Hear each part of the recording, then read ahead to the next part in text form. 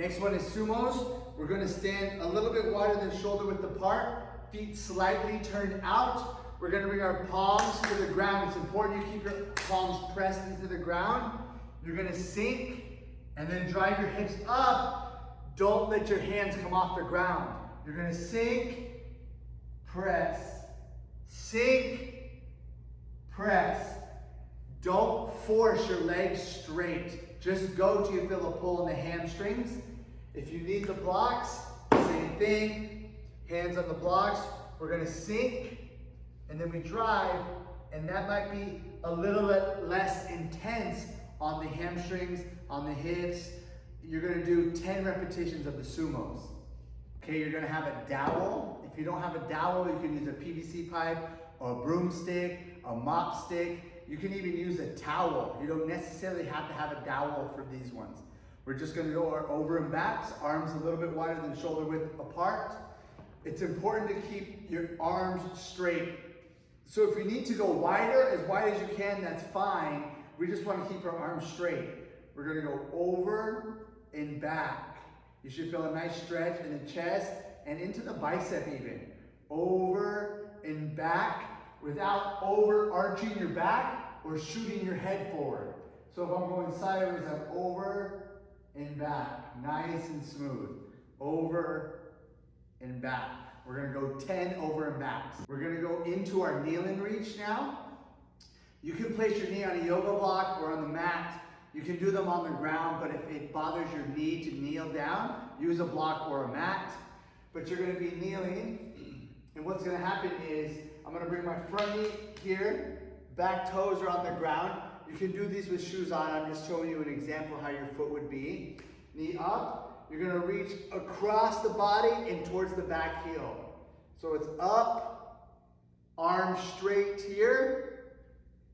Notice I'm not doing this. You don't want to lunge forward into it. You do want to have a good hip tuck, up and reach. Take a breath. Come out of it. When you do these properly, you should feel it down the front part of your hip flexor and even a little bit into your quad. So we're here and down. Same thing, 8 to 10 on each side. We're gonna get into our neck rolls and our down dogs. So we're gonna need to be get into a Sphinx position first. So coming back, we want to take our knees, place them to our elbows, hands on the ground. We're going to push away. So notice I didn't shift my arms, I just pushed them up. You're going to turn your biceps out, soft shoulders. Shoulders stay down.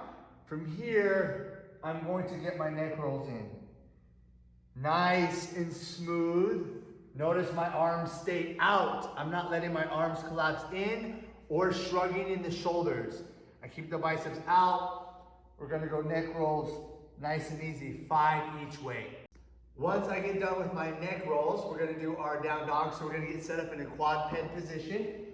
So think shoulders and wrists, knees and hips. You're gonna take a deep breath in.